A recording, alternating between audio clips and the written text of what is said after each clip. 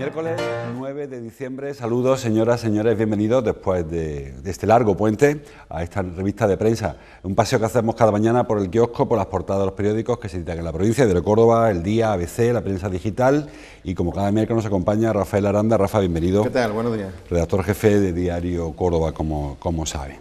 Bueno, hoy las tres fotos, aunque no sea un tema local, sí que nos preocupa y nos ocupa, y es el de esta señora Margaret Keenan, titula el Diario Córdoba, por ejemplo. Londres comienza a vacunar con Pfizer, titula el diario El Día, primera inyección contra el virus, y en el diario ABC, 5.000 británicos, bueno, la foto misma, aunque el tema es en paralelo. 5.000 británicas ya tienen su pasaporte de vacunación. Una noticia, Rafa, que lleváis todos los periódicos a la portada porque es la esperanza, sí. La foto que queríamos todos publicar hace muchísimo tiempo. Claro, es la primera ventana abierta de par en par a la esperanza, ver cómo ya empieza el proceso de inmunidad y que al que poco a poco vamos entrando el resto de los habitantes del planeta, ¿no? Bien es cierto que los rusos llevan ya también una semana inyectando su vacuna, su antídoto, al que no se le ha dado quizá demasiado valor, ¿no? Por aquello de que ha despertado muchas dudas porque ha seguido un proceso oculto, ¿no? Sin embargo, por primera vez una vacuna que ya está respaldada por la Agencia de Medicamentos, que ha sido lo suficientemente testada como para empezar a ponérsela a una buena parte de la población, ayer empezó ya a inyectarse en población adulta, a la población de mayor riesgo,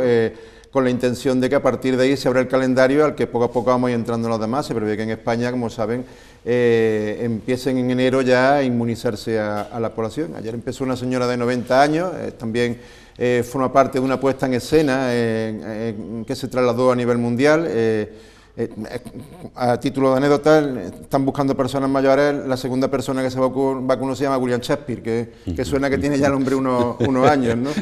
1500 por lo menos. Pues por eso, a lo mejor el segundo en España es Miguel de Cervantes, a lo mejor van seleccionando, forma parte del marketing de la vacuna, ¿no? Pero el caso es que, bueno, ya hay algo en lo que empezar a sentar una base de esperanza y de confianza, que además debe de traducirse en otros aspectos, por ejemplo en el económico, porque ya se vio hace 2 semanas cuando salieron las noticias de que las vacunas estaban lo suficientemente desarrolladas, como los mercados bursátiles empezaron a tener subidas históricas, ¿no? Y se espera también que, bueno, ya movimientos de este tipo, que son un paso hacia adelante para salir de esta pandemia, también haga un efecto dominó, y en otras circunstancias, en otros aspectos de la vida, como puede ser el económico, también empieza a verse el resultado. Sí, decía además el ministro que se espera una subida del PIB del último trimestre de en torno a 2,5%, que no compensa ni mucho menos lo que se perdió hasta ahora, pero sí que da pistas acerca de una recuperación, no digo rápida. Decían que la recuperación, sabes que siempre le gusta a los economistas hablar de gráficos, no sería ni en V ni en U, sino el logotipo de Nike, o sea, una bajada muy vertical y luego una subida, otra curva, que ojalá la curva sea lo más techita posible. Sí, no, todo esto va vinculado a eso, a confianza, a esperanza, digamos que son casi que actos de fe, ¿no? Porque de momento no sabemos cómo van a responder. A lo mejor esta señora de 90 años no es el virus, pero puede otra enfermedad llevársela por delante, porque es susceptible a eso, y pega un bajón en la confianza que ya de por sí es baja en la vacuna, ¿no? De hecho, ayer una encuesta en el Reino Unido decía que solamente 1 de cada 3 británicos estaban dispuestos a ponerse en cola ahora mismo para inyectarse la vacuna, un porcentaje que es prácticamente parecido al que las encuestas que se están dando a conocer en España también reflejan del índice de confianza que tiene la población. La ventaja es que cuando aquí toque vacunarnos, ya hará mes y medio que vacunó Margaret Keenan, y ojalá que esta mujer le vaya bien, todos deseamos por ella y por el bien de la humanidad, que la mujer esta prospere y que vaya bien. Ahora queda una importante labor pedagógica por parte de las administraciones para que la gente pierda ese miedo que tiene ahora mismo a ir a su centro de salud y a inyectarse esta vacuna, que digamos que tiene un porcentaje de efectividad que está por encima, por ejemplo, del paracetamol, que es una medicina que tenemos muy al uso en nuestras casas y que nadie duda, cuando le duele la cabeza, en metérsela dentro del cuerpo, ¿no? Por lo tanto, bueno, ahora hay que generar mucha confianza, hacerle ver a la población que sí hay una salida para esta pandemia la salida está ahí, en la efectividad de esta vacuna, y que por lo tanto pues hay que confiar en el mundo científico y en ponerlo en sus manos. La vacuna que se le ha administrado a esta señora, a Mrs. Keenan, es de Pfizer. También va a administrar vacuna de AstraZeneca en el Oxford, la vacuna de Oxford, que como saben la va a desarrollar AstraZeneca. Tampoco está claro qué vacuna nos pondrán, porque ahora empiezan susceptibilidades, porque vacunas más gratuitas en el caso de España, lo pondrá la barata, la cara, la rápida. En el caso de Pfizer hay que poner 2 dosis, además dice el diario El Día que Córdoba necesita vacunar a 520.000 personas, que son 1 millón de vacunas. Sí. Para la gripe, para inocular a 150.000 personas hemos tardado casi un mes. Bueno, ese dato es una extrapolación y pueden que sean incluso más, ¿no? El 60% de la población. Los especialistas tampoco se ponen de acuerdo. Digamos que ese cálculo está hecho sobre 2/3 de la población, pero también hay quien dice que sería necesario que por lo menos el 80% estuviera vacunado, con lo cual esas 500.000 subirían también, incluso un pelín. Hay que descontar aquí los que ya han pasado la enfermedad, que son 20 y tantos mil en el caso de la provincia de Córdoba, los fallecidos lamentablemente. Que todo eso son vacunas que en teoría nos vamos a ahorrar porque han generado sus propios anticuerpos, al menos en esta primera oleada. La logística tiene que ser importante. De todas formas, venimos de un rodaje también por esta fecha que también facilita mucho todo el proceso, como es la vacuna de la gripe.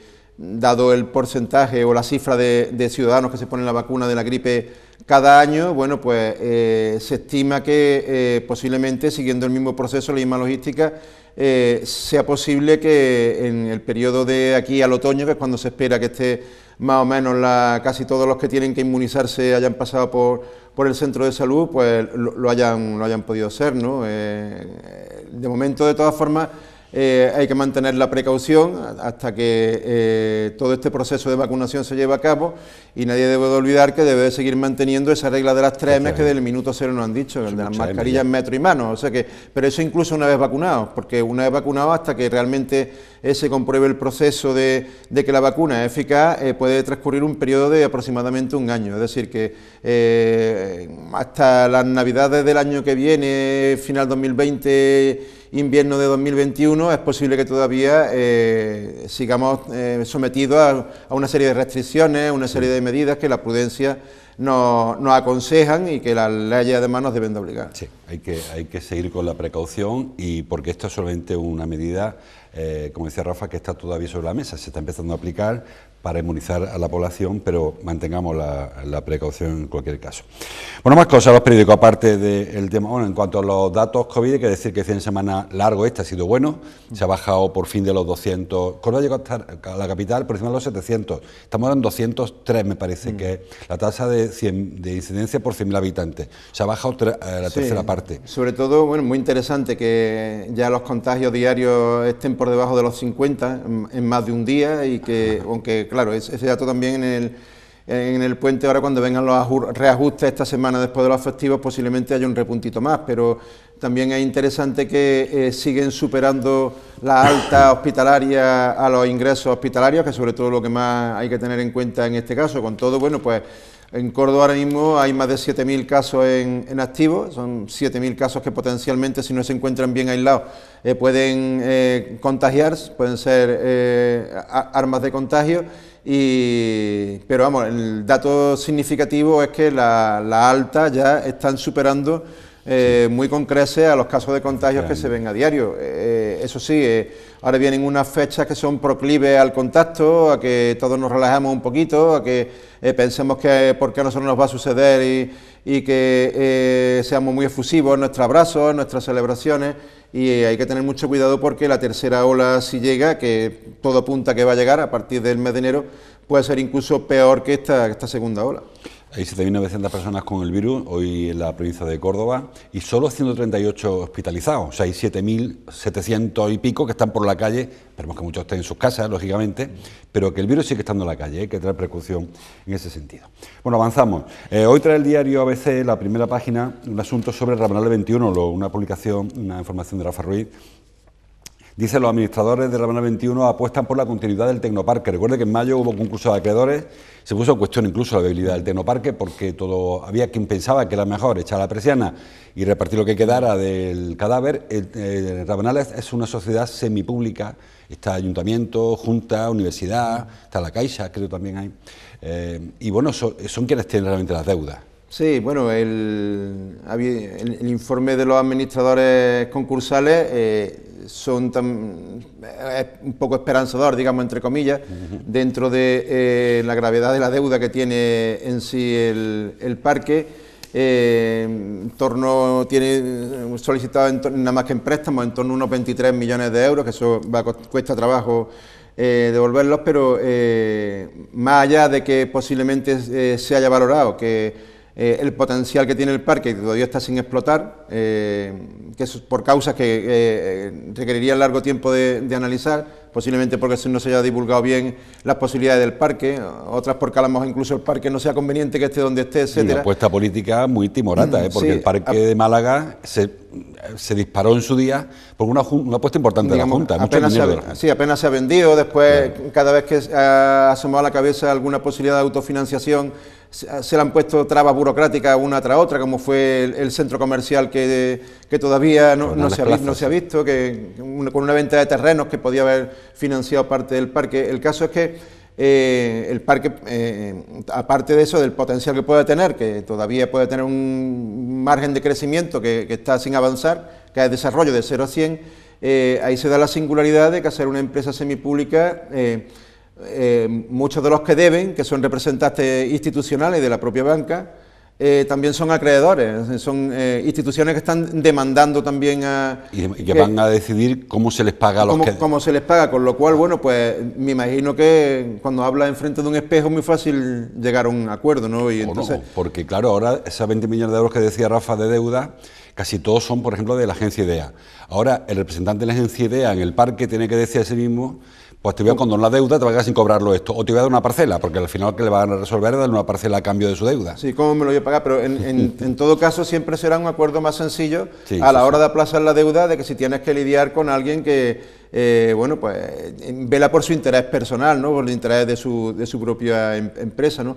Con lo cual, bueno, pues también se valora esa posibilidad de saneamiento, de que no sea tampoco muy apremiante, muy acuciante a la hora de solicitar la deuda. Insisto, una deuda que ese parque habría que estudiarlo bien a fondo, porque igual la solución es cerrarlo, que también puede ser, eso no se plantea, igual, pero también otra solución puede ser empezar a darle una visibilidad que hasta ahora parece que se ha mantenido oculta, ¿no? El parque de Rabanales era uno de los pilares de los más potentes de la marca Córdoba, para que la marca Córdoba no se circunscribiera solamente a su potencial turístico o al potencial de sus denominaciones de origen para a la hora de vender industria agroalimentaria, el vino, el aceite, etcétera, sino que también se pretendía exportar una imagen de una Córdoba con una capacidad científica a la altura de las principales incubadoras científicas de Europa, ¿no? Y del mundo, ¿no? Y sin embargo, esa tercera pata o ese tercer pilar de la marca Córdoba, que era la Córdoba científica, pues aparentemente apenas se está apostando y apenas se está inyectando la aportación suficiente para que en el mundo empiecen a tener esa imagen, ¿no? de nuestro potencial. Hay que recordar que estamos en una coyuntura en la que la investigación se está echando en falta, que estamos comprando vacunas a Oxford, a los americanos de Pfizer, a los alemanes de BioNTech, los rusos tienen la suya, los chinos tienen la suya, eso estamos, como decía el otro, que inventen ellos, que yo me dedico aquí a traerlo, a que tomen el sol a Córdoba, me parece que es un error, y que son 23 millones de euros, que el Bernabéu cuesta 500 millones de euros hacer el techito, 23 millones de euros que hay que sacar una deuda para adelante, y creo que es una apuesta que no se decide nunca poner en marcha. En Rabanales 21 hay empresas que están incluso participando en la búsqueda de la vacuna eficiente contra el COVID. Es que hay empresas muy fuertes de las que posiblemente, si nosotros que estamos en el día a día del mundo apenas nos estamos enterando, pues me imagino que más allá en la sociedad pocas son las noticias de lo que está sucediendo y del potencial que puede llegar a tener y que tiene de hecho ya en sí ese parque.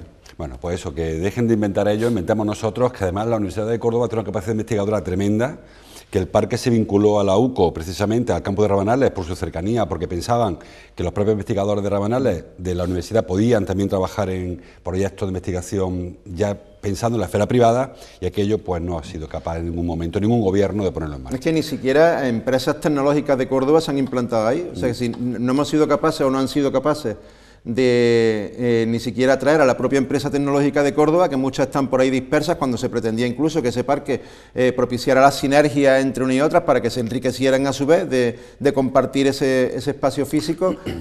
Pues si no hemos sido capaces de convencernos a nosotros mismos del potencial que tiene ese parque, es muy difícil que estemos convenciendo también a otras empresas que fuera de nuestro país pues quisieran implantarse en España o estén buscando un sitio para implantarse en España, pues por precio, que encontrarán allí un sitio además muy logísticamente muy bien comunicado, etcétera, ¿no? En Rabanales 21, aparte de buscar financiación, insisto, también tiene que hacer una capacidad tiene que tener una capacidad de divulgación importante para atraer no solamente inversores, sino empresas que quieran ubicarse allí. Bueno, pues seguimos apostando por el turismo, traen hoy dos informaciones, a pesar de que seguimos apostando por el turismo, que no son alentadoras. Dice el diario Córdoba, la vivienda turística frena su crecimiento en Córdoba. Dice el diario El Día, la sinagoga pierde 400.000 visitantes por la pandemia.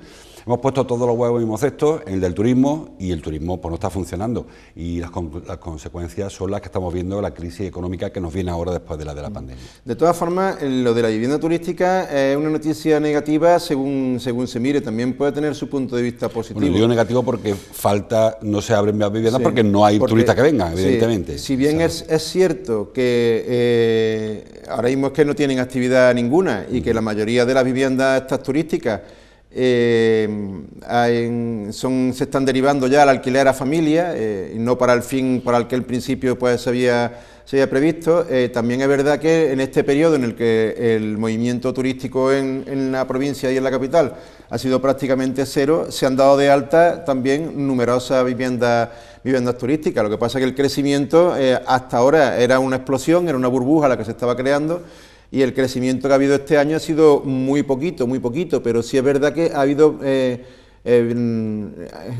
viviendas que se han registrado en la Junta de Andalucía para el fin de vivienda turística. Eso también lo que demuestra es que, a pesar de la pandemia, a pesar de los días tan dramáticos que para este sector estamos pasando, hay gente que sigue confiando en que todo esto va a evolucionar, va a pasar, y que me imagino que más temprano que tarde esas viviendas le puedan dar el fin para el que están siendo registradas para poder acoger turismo. Claro, no hay que ver más que la foto de arriba, la foto de la señora esta de Mrs. Keenan, con su vacuna, para pensar que efectivamente la primavera será un poquito mejor, el verano será mejor, el otoño será bueno y Navidad que viene probablemente estemos... Dentro de la catástrofe que hay económica y en todos los sectores en Córdoba, digamos que ahí queda la mezquita, que lleva cerrada prácticamente 8 meses o 9 meses, creo que son ya. Tuvo un pequeño apertura. En verano, y es el principal motor turístico que tenemos en Córdoba, ¿no? Digamos, no solamente el principal motor turístico que tenemos en Córdoba, es el principal motor y quitamos turístico que tenemos en Córdoba. Por eso no es de extrañar que otros monumentos como son las sinagogas hayan caído también pues de forma tan masiva, ¿no? en visitas, porque el último informe que dio a conocer el Cabildo Catedral sobre asistencia de turistas, o sea, asistencia en general a la catedral, a la mezquita catedral, decía que había caído un 70% con respecto al año anterior, ¿no? Eso pues extrapolado a visitas turísticas a la capital, e incluso ingresos que el turismo está dejando en la capital a lo largo de este año, es una cantidad muy importante, y que tiene que tener una onda expansiva que afecta no solamente al propio Cabildo, sino a todo el turismo en sí. Yo, por cierto, sigo sin entender por qué está cerrada la mezquita, porque no tiene ahorro ninguno. La catedral sigue abierta, tanto el altar mayor como la capilla, la parroquia del Sagrario, es decir, que tiene que haber gente trabajando. El Cabildo dijo que no iba a despedir a nadie, ni siquiera un ERTE, o sea que mantiene todos los sueldos, mantiene la limpieza, mantiene la luz, pero mantiene las puertas cerradas, excepto para los cultos, para la liturgia, para las misas diarias en el altar mayor y en el Sagrario. Sí, hay otros monumentos también del mismo potencial al que tiene la mezquita en su entorno, puede ser la Alhambra en Granada, que está abierta, abrió las puertas precisamente casi a la vez que la mezquita cerraba la suya, sí. Abría la Alhambra de Granada, cuando las restricciones son exactamente las mismas, solo que en Granada eran peores. En Granada eran peores, y habían pasado una fase similar a la de Córdoba, y a pasar la fase similar a la de Córdoba abrieron las puertas, ¿no? En Córdoba hay otros monumentos como Medina Sara que no han cerrado. La sinagoga, por ejemplo, tampoco ha cerrado. Es de suponer que a partir de mañana, cuando si todo transcurre como se prevé, la Junta de Andalucía flexibiliza un poco la movilidad para estos días de festivos, vuelva de nuevo la Mezquita Catedral a abrir sus puertas. Bueno, a ver cómo avanza. Como decía yo antes, se sigue sin apostar por los sectores productivos. Hay una noticia muy interesante que trae los periódicos hoy. Tiene foto, por ejemplo, el diario El Día, una foto para Florentino Pérez Raya. El Colegio de Enfermería alerta de la fuga de profesionales en el último medio año. Lo traen todos los periódicos hoy, porque fue una nota de prensa además que mandó el colegio. Florentino es presidente del colegio español, ¿no? Sí, no confundir con el otro Florentino. El otro Pérez también, Florentino Pérez el otro. Y bueno, veníamos hace mucho tiempo viendo esa denuncia. No se les paga bien a los enfermeros, no se les paga bien a los médicos, y ahora llega el momento que faltan enfermeros y no tenemos enfermeros ni médicos porque están en otros sitios cobrando más y mejor. Efectivamente, sabíamos que los enfermeros, los sanitarios españoles están muy bien valorados fuera de nuestro territorio nacional. De hecho, en el Reino Unido es muy importante la cantidad de sanitarios españoles que trabajan allí en hospitales públicos y privados.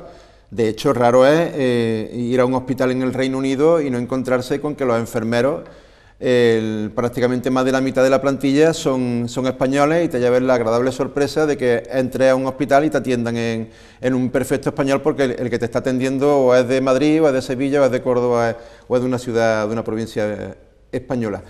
Aquí lo significativo es que este movimiento, esta movilidad entre sanitarios se produzca dentro del propio territorio español. Es decir, que sanitarios cordobeses, que en el último año se cifran en 50 los que han salido a trabajar fuera de Córdoba, lo hayan hecho a otras comunidades autónomas españolas.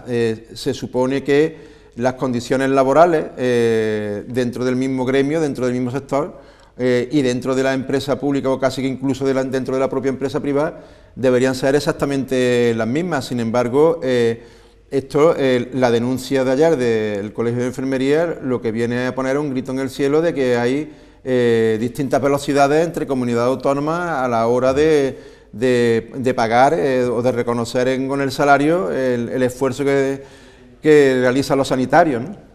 No solamente de salario, porque también hablaba Florentino de las condiciones laborales, en cuanto a jornada, en cuanto a contratos de duración. Hay contratos, aunque parezca mentira, para médicos que duran 15 días. Se le contrata porque ha habido una baja de una compañera o un compañero de vacaciones, y contrata a un médico que se le paga bien, lo que debe cobrar un médico, pero se le contrata por 15 días. Y eso no está ocurriendo en otras comunidades donde sí que hay una temporalidad mayor, donde hay más estabilidad en el empleo, donde hay más condiciones. Aquí también denunciaban doblar turnos en muchas ocasiones, trabajar después de una guardia, que eso también echa para atrás cuando... Sí, en la propia atención primaria. Estos días hay comunidades autónomas en las que están poniendo también los ciudadanos a grito en el cielo por la precariedad con la que se están atendiendo otro tipo de patología, otro tipo de enfermedades en los centros de salud, que sin embargo en otras comunidades autónomas no se está produciendo, ¿no? Digamos que, ya digo, una situación como esta lo que habla es que, a las claras, que hay una España a dos velocidades, que en la administración, en las condiciones laborales, van según la comunidad autónoma donde pongan los pies, ¿no? Sí. Eso además repercute en la asistencia, porque no es lo mismo que tenga un número de trabajadores dedicados al sistema sanitario acorde a la demanda, a que aquí te encuentres con personas que están saturadas en su jornada laboral, y que por muy buena intención que pongan, tengan que abarcar un número de pacientes tan amplio, tan amplio, tan amplio, que al final se acabe convirtiendo en algo inabarcable, ¿no? Hablamos estos días de la armonización fiscal, del dumping fiscal. Habrá que armonizar mejor la función pública, más que los impuestos, para que un funcionario, o al menos en temas de sanidad, en temas de educación, cada vez tiempo hablamos de educación también. ¿Por qué hay ese desfase de un sitio con otro? Cuando se supone que los españoles pagamos los impuestos todos los mismos, ¿no? Tenemos derecho a que nos atienda el mismo médico, o igual médico en Córdoba que en Navarra, el mismo profesional de la educación en Córdoba que en Vigo, y sin embargo no ocurre así. De todas formas, muy curioso, porque ahora vamos a hablar del tema, pero el informe TIMSS, que es el equivalente al PISA, que habla de alumnos de cuarto de secundaria, en el que España no llega al suficiente, estamos suspensos, estamos debajo de la media de la OCDE y de el 30 de los 58 países a los que se han valorado. Precisamente las asignaturas en las que nuestras notas son más precarias, o nuestros conocimientos son más precarios, es en matemáticas y en ciencias, ¿no? Después, digamos que cuando estamos en la bota madre, estamos por debajo del conocimiento general, pero después, sin embargo, cuando fermentamos, somos unos profesionales muy valorados, ¿no? El niño en ciencia no tiene ni idea, pero después cuando estudia es un profesional muy demandado, incluso en países que están por delante nuestro en estos rankings. De todas formas, hay que decir que en este mismo informe se habla de que buena parte de la culpa, y no quiero enfadar a nadie, de estos malos resultados son de que los profesores están mal preparados. No porque ellos no estén bien preparados, sino porque a veces les colocan a dar clases que no son las suyas. Yo tengo amigos que han estudiado filología y están dando clases de matemáticas, sin tener demasiada o nada de idea de lo que están explicando. Y ya no hablamos del profesor de flauta, o inglés o idioma, que son también de las asignaturas que estamos peor valoradas, ¿no? También hay que ver las condiciones en las que muchas veces trabajan, las ratios que tienen de alumnos también. Sabemos que en Europa las ratios están muy por debajo de las ratios que se ven por aquí, ¿no? Y sobre todo, bueno, pues en determinadas zonas rurales también niños que tienen mucha dificultad incluso para desplazarse para ir a clase, y profesores que tienen que abarcar a niños que vienen algunas veces de pueblos muy distantes, y cuando llegan días complicados como estos, el asentismo escolar también se multiplica, ¿no?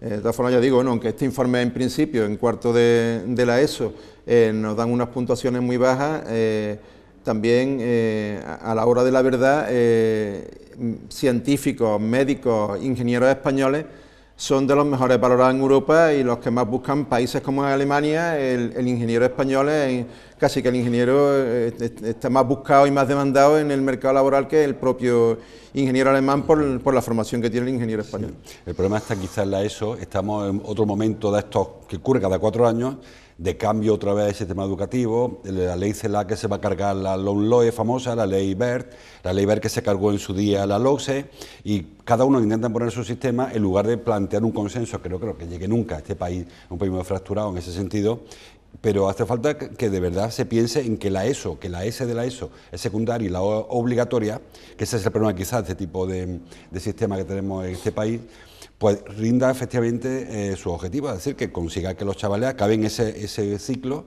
con capacitación para enfrentarse o a la universidad o al mercado laboral.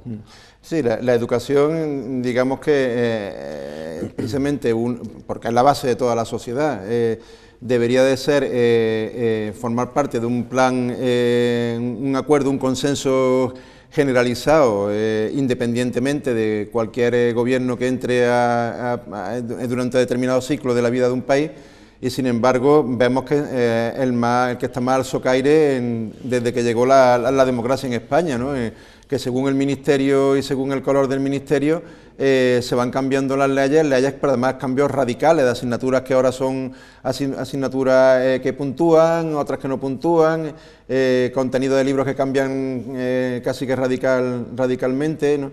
Y eso también, bueno, esa inestabilidad obviamente también queda reflejada en este tipo de ranking de profesores que, por ejemplo, tienen que ir reciclándose cada 4 años a planes de estudios que no tienen absolutamente nada que ver con los planes de estudio que han estado trabajando. Bueno, pues la ley BERT está a punto de pasar la historia, cuando ni siquiera se ha desarrollado. La ley BERT no ha dado tiempo a desarrollarla y ya se ha derogado, y la ley CELA, ya se lo adelanto, de aquí a 4 años, si cambia de gobierno, la ley CELA caerá también. Todos los gobiernos arrancan además con un gran pacto por la educación, eso es algo que suena siempre que hay urnas. En el momento que toma posesión un gobierno se habla del gran pacto y crear comisiones para el gran pacto por la educación, pero después nunca llegan al acuerdo. Bueno, pues vamos a dejarlo aquí. Hay una información al hilo de este último comentario nuestro. Dice el diario Córdoba, casi 30.000 jóvenes vuelven a la casa de sus padres por la crisis. La crisis tampoco ha permitido que los jóvenes acaben de formarse y no tienen empleo estable, y que en cuanto han estado un par de meses con dificultad han tenido que regresar. Claro, para los jóvenes entre 16 y 29 años, según el Instituto Nacional de Estadística, el 90% de sus ingresos laborales se lo lleva el alquiler de la vivienda, que tampoco hay un control sobre el alquiler de la vivienda, y no solamente en Córdoba, sino que aquellos jóvenes que están residiendo fuera de Córdoba se tienen que ir a las grandes áreas urbanas como Madrid, Sevilla. Ahí el precio se ha disparado muy mucho, ¿no? Algunos se llevan el 90% de su ingreso laboral, pero en otros casos se lleva el 90%, el 100% y ayuda familiar para poder pagar solamente la vivienda, con lo cual, bueno, ese problema que ya existía antes de la pandemia, que no se le puede echar la culpa a la pandemia, pero que se agrava con el tema del virus de la pandemia, pues ha obligado a que un importante número de jóvenes tengan que regresar otra vez a buscar la ayuda del hogar paterno. En Córdoba, de esos 30.000, unos 2.500, 2.800 nos corresponden a nosotros en la provincia. Jóvenes sin trabajo, y el 1 de enero, señala el diario ABC, se amplía un poquito más la edad de jubilación hasta los 66, que yo creo que había que ir pensando en jubilar a los mayores, que trabajen los jóvenes. En fin, es un planteamiento mío que igual es demasiado absurdo, no lo sé, pero los jóvenes están esperando. Hasta ahí llegamos, Rafa. Gracias por tu visita de cada miércoles. Nada, un placer. Te espero la semana que viene y a ustedes les veo mañana. Les dejo como cada día con Fernando López Monzón, todo CCF, que hoy tiene un invitado, un gran amigo de la casa, Fernando. ¿Qué tal, José Luis? Muy buenos días. Sí, estamos aquí a miércoles después de todo este puente y queríamos regresar un poco a lo grande. Lo vamos a hacer con Ariel Montenegro, el entrenador del Córdoba femenino y cordobesista también, evidentemente, que conoce muy bien al primer equipo, al filial y al Córdoba como entidad. Vamos también a refrescar un poquito el fin de semana pasado, cómo fue esa victoria importantísima del primer equipo en Murcia y un poquito la cola que dejó ese debut de Pablo Alfaro como entrenador también en el banquillo del Córdoba Club de Fútbol. Así que nada, estamos aquí en Todo CCF.